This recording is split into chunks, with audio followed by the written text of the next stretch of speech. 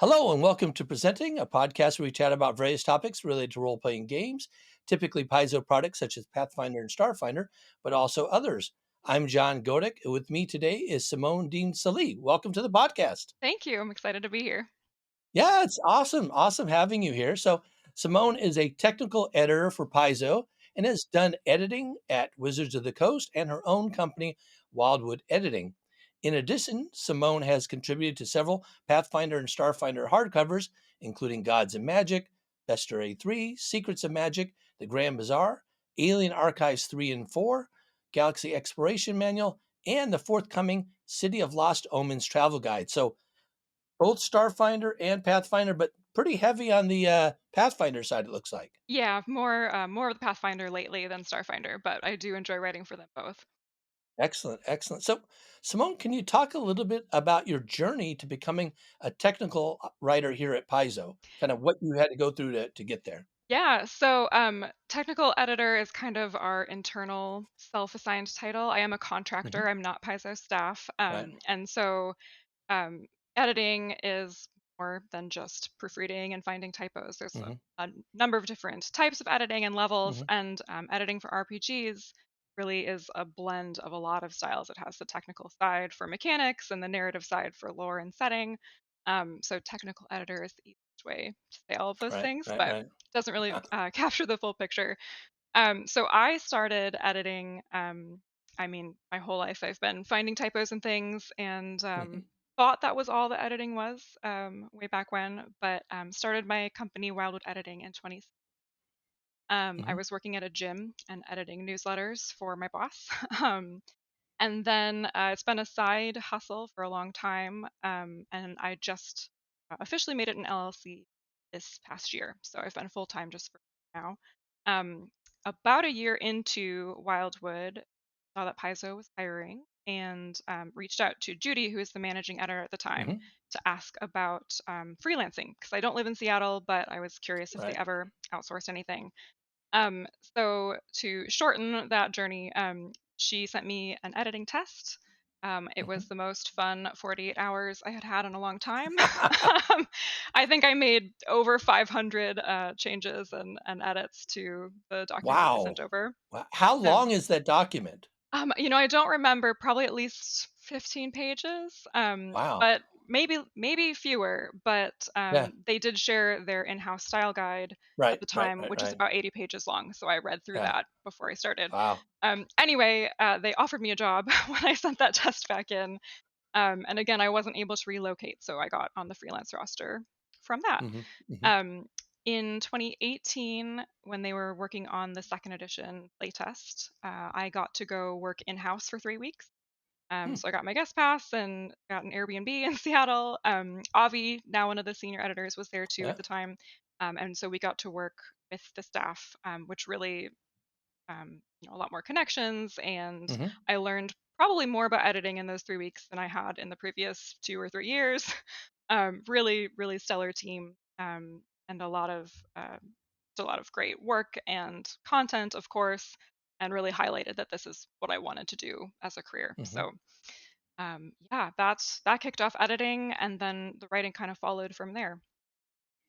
Well, so you said you started editing newsletters and things. You later got a certificate in editing as well? A certification? I have done a lot of continuing ed, but I'm Yeah. consider myself self-taught. I didn't go Right, to school right. to be an editor. I didn't have Yeah. like a publishing major or anything. So yeah, I've done a couple of like continuing education programs and self-paced classes, but a lot of Mhm. it was learning on the job. Wow.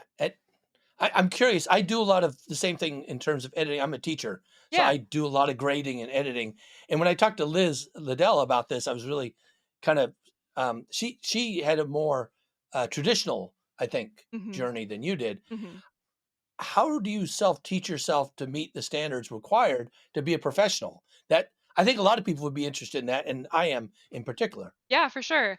Um, a lot of it starts with just an affinity for reading and noticing Mhm. things and kind of picking up enough of the awareness. Hmm. Obviously, you don't know what you don't know. So when I got to Paizo, I learned a whole lot of probably basic things that I hadn't really Right. picked up on before, like the alt code for an M dash. No. And other than that, right after that, I joined a professional organization.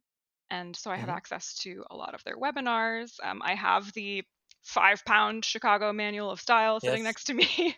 And so, really, just taking in as much information as possible, networking with other editors, practicing a lot, Hmm. different content. So it's been really great. As a freelancer, you usually work solo. So Right. the ability to work with the Paizo team has been great in terms of mentorship and community and seeing how other editors function and what they Right. catch and what they fix. So it's been really great. Mm. Now, had you been a Pathfinder player before this? Yes. Yeah. Okay. All right. I had broad but shallow experience in RPGs. Hmm. I'd kind of played in a bunch of systems, but never full campaigns or anything. Right. And when I moved to Portland, my now spouse was in a Pathfinder group, and Hmm. they were playing Rise of the Rune Lords, Right. and Wow. they were almost at the end. So I joined my very first Pathfinder game, taking over the NPC Shalelu, the Elf Ranger, Hmm. at level Yeah. 14, which was a Wow. nightmare. Yeah. Wow. Wow. And Yeah. somehow that did not scare me away from Pathfinder. Yeah. So here we are. All right. Yeah. Yeah, I was gonna say, because even with the editorial guide, if you're not familiar with the system, that's gonna be hard to edit, I would imagine. Yeah, yeah. Luckily, the developers do a really phenomenal job with Yeah. the rules text and the mechanics and Right. all of the Right. the meat of the game. So I get to be really familiar with how exactly we format stat blocks, Right. but I don't necessarily need to go in and check all the math. So it's Right. helpful. I get to specialize in the things that I'm naturally good at and let the developers do everything that they are rock stars at. Right. Now, as you were editing, then opportunities for freelancing came about, basically, or Yeah, yeah. So I had a different corporate job for the past couple years, and was just kind of editing on the side as things were available. And then last year, Leo asked me to be a full-time contractor.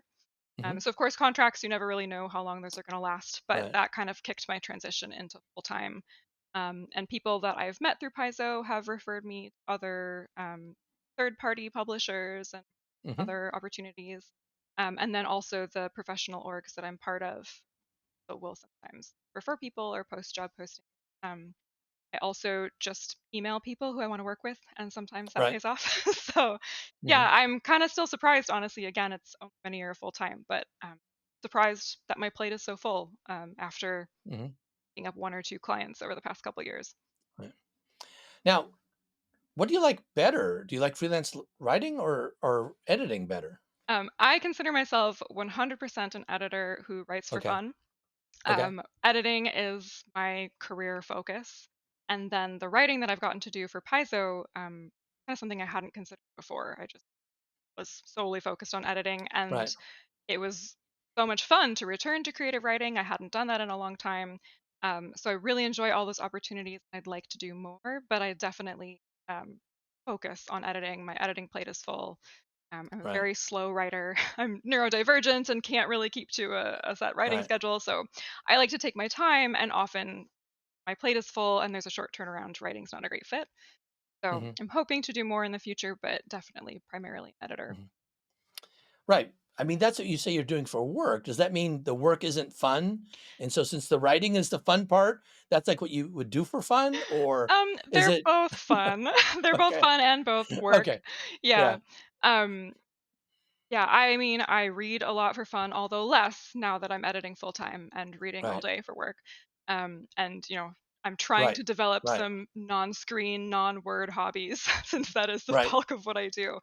But yeah, I would say the writing's still challenging. I mean, up with ideas when you're staring at a blank page is Hmm. difficult. So it is a fun pursuit, but when I'm spending all day on words, sometimes I don't want my nights and weekends. So Oh no, ebbs and I flows. hear you. I hear you. Yeah, I mean, I have not done a lot of reading for fun because I do so much reading for work, exactly. grading papers and prepping and as a professor. So, Yeah, I bet. um, now how does being an editor help you with your freelance writing, or does it? A ton, yeah. Yeah. I spend a lot of time, obviously, professionally learning about storytelling and language, and how to do those well. I also get to see from my clients and the other freelancers that I work with, Mhm. what I want to emulate and what can be improved on. Um, you can never edit your own work. So anytime, Right. even if I were writing for somebody other than Paizo, I would hire someone to edit that. Um, but I'm pretty confident that my turnovers Yes. and minimal formatting issues and stuff just because I I have know. I have experience with that. Yeah. But no, it's always a treat to see what the developers do and what the editors Yeah. do with my turnover. It's two separate things. Mm. Well, I imagine that the developers have to be so happy that you get all the formatting right. I mean, it's funny. I work a lot with Ron Lundeen, and I've done some stuff for him, and I've talked to him about some of the turnovers he gets. He tells me the first thing he does is strips out all the formatting because the freelance. Well, maybe I shouldn't say this because the freelancers don't do such a great job doing it. It's really He complicated to learn, I Yes, will say. yes, The developers, I think, again, I've only been writing with them for the past couple years, but yeah, I really appreciate like they form the Discord groups and usually send a template. And so honestly, right, what I do is I just like overwrite the template so that I don't right. have to worry about the new Yep, styles. that's what I do too. Yeah, but I can see how like the first one I got, even, which is after Right. I'd done editing for them, I was still pretty overwhelmed. So it's Mhm, complicated. There's always going to be stuff to fix in my or anyone else's turnovers, but I do, I have insider's knowledge to the style guide right. and stuff like that. So I Mhm. have a couple extra things that maybe save some work down the line. And you know all the shortcuts. That's gonna help. So, so if you're editing, say you have a you mentioned you had a short assignment. One of these things that we didn't actually mention is a credit. It was just 500 words.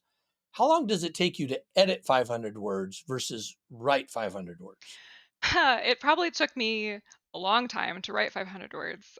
Like I said, that's not a lot at all in terms of writing, Right, but right, right. I really need to brainstorm and outline and Hmm. Hmm. handwrite a lot of my notes is helpful for me. So I take forever to write things, even Right, though actually typing it out once I have all the thoughts in line isn't going to take that long. right. Editing 500 words depends a lot on the content and the author. So if it's a newer author, there might be more to clean up or tweak Hmm. or rephrase. If it's a stat block, that can be fast unless all the formatting is wrong. If it's Hmm. prose and it's a seasoned author, I'll read through it and probably have minimal changes. So it really depends on the subject matter. Now, you mentioned making changes to wording and reading the prose and potentially making changes. So, where do you come in between like so you have the freelance author, then you have the developer's edit, which is going to be do a lot of rewording and whatnot. What at what level do you do changes in prose and wording? Yeah, so it's after the developing stage. Obviously, Hmm. the authors have gotten their milestone feedback, their final feedback with the developers. A Hmm. staff editor could tell you more about the exact timing on all of these. Right, Um, right. but yeah, so once it clears the developers, contractors typically do a lot of the pre-layout passes. So it's still in the Okay, formatted Word document. right. It's kind of the first pass to clean everything up, maybe flag anything or follow up with the developers on any questions. And if we have time, there's usually a staff editor who then input the Hmm. changes and go over that. So my stage is pretty early. Occasionally, I'm lucky enough to get to look over a laid out PDF, and I really love doing post layout editing. There's a lot of Right. other things to look for. You get to see all the Hmm. artwork.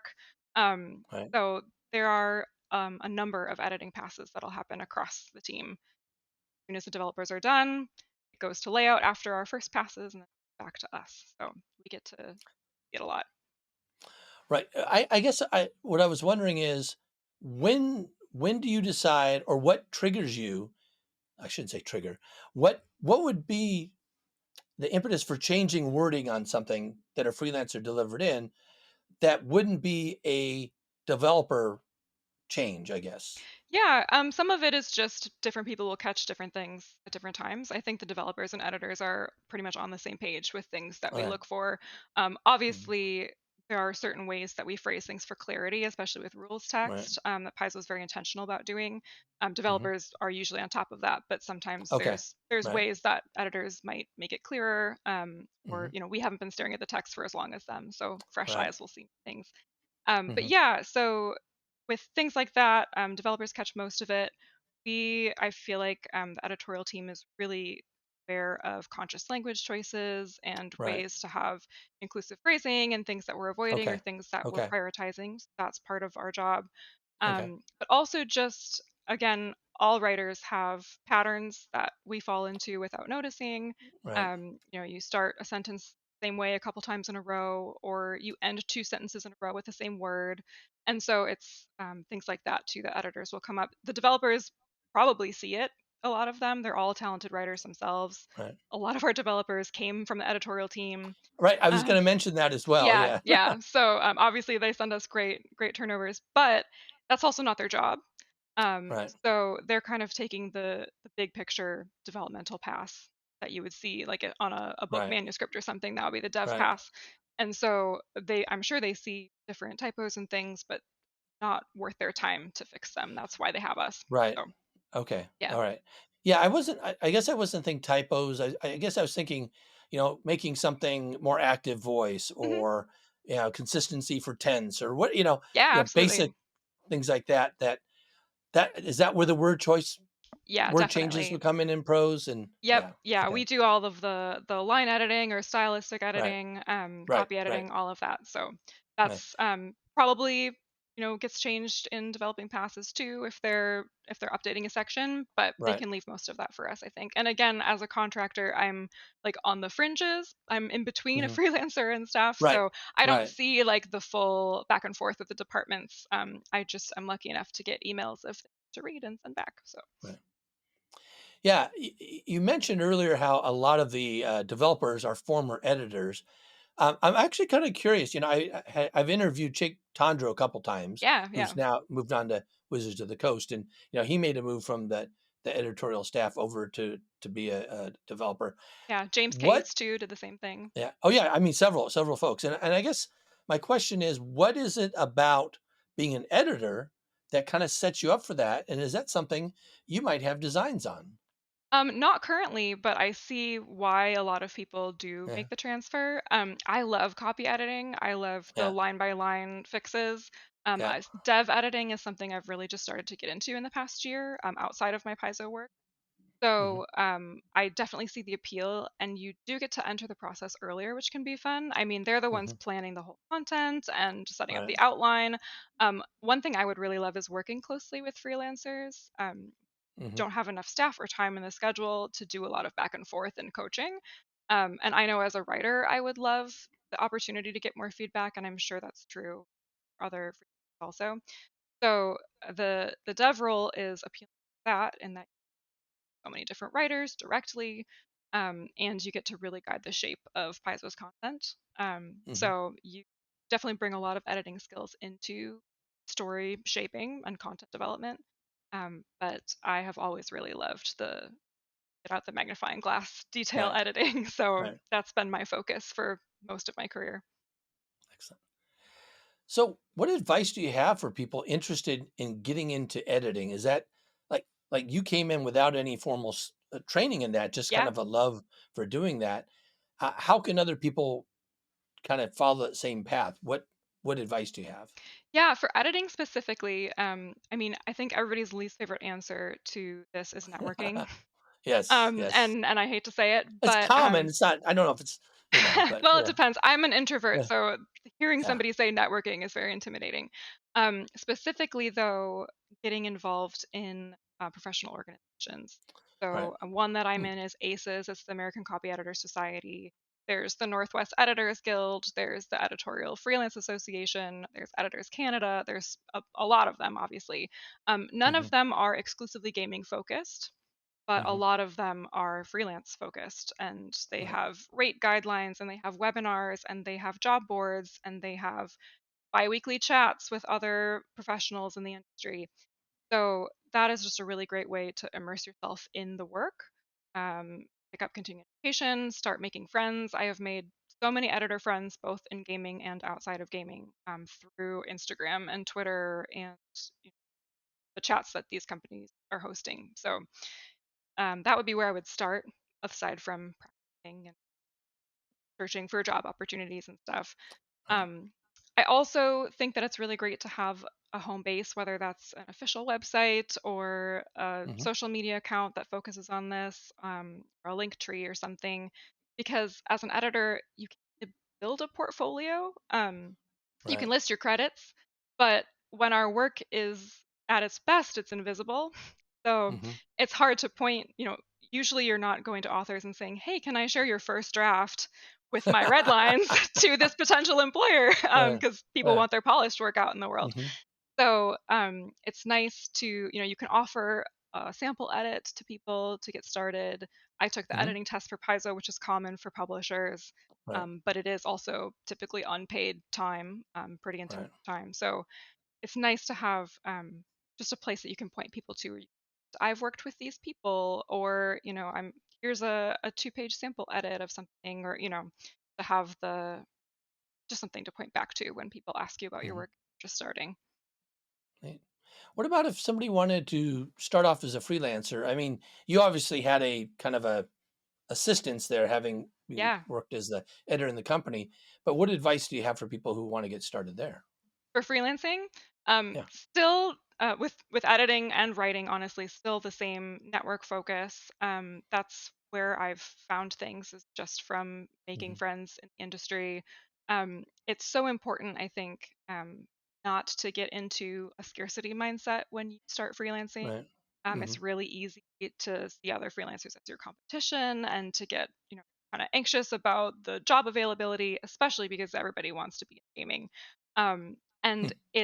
it can feel, especially since freelancing for any industry is usually feast or famine. So it Right. can feel really stressful to find those jobs. And I just think it's really important that you're approaching fellow editors or your fellow writers as collaboration, as community, as opposed to your competition. Because I have made a lot of really great friends as a Right. freelancers, and we share job opportunities and share feedback on each other's work. And that's how you get better, and that's things come naturally that way. Mhm. Cool. So, what's next for Simone? What kind of cool things are you working on that you can actually talk about, Right, if I know, I any? have to be careful. Yeah. Um, well, on a personal business level, I hired somebody to redesign my website because it's Yeah. old. So I'm very excited to have a fresh, updated Mhm. digital home base for that. And I write monthly newsletters. So I'm going to be featuring some awesome creators in the next months. I'm excited to share their stories and their advice. Also, I don't know if you're familiar with Queer Finder. That was just released Mhm. by Yep. Pathfinder Yep. Infinite. Isabel Thorne and I are editing second issue currently. Oh, very cool. So I'm Nice. very excited for that to be Yeah. out in the world. We have a lot of fun new authors. As always, there is great Magic the Gathering web fiction. There are great things coming from ISO.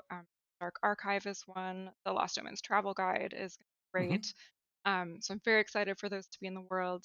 And then I also work with indie authors. I have one who's doing a graphic novel, Hmm. epic poem kind of blend. Wow. The Rabbit Hero book one is already out, and we are currently working on book two. So that one's really near and dear to my heart as well. So, you have to edit an epic poem in a graphic novel? Yeah. So Wow. this author is incredibly creative. Yeah. He's been selling art at Renaissance festivals for a long time, and Mm. his art has Mhm. kind of turned into a book, into a story. And so Right. he is the writer, he's the illustrator. He self-published the first book, and I've edited now the third printing, and we're working on book two. So it's part prose, it's part poem, part graphic novel. It's a fun piece. So excited. I think Neat. that'll come out maybe this fall, but it's a good one. Excellent. Well, Simone, thanks so much for being on the podcast today. Yeah, thank Hopefully, you. maybe I'll see you at PaizoCon sometime when it's safe enough to do all that. I hope so. Yeah. Right. All right. Well, thanks again.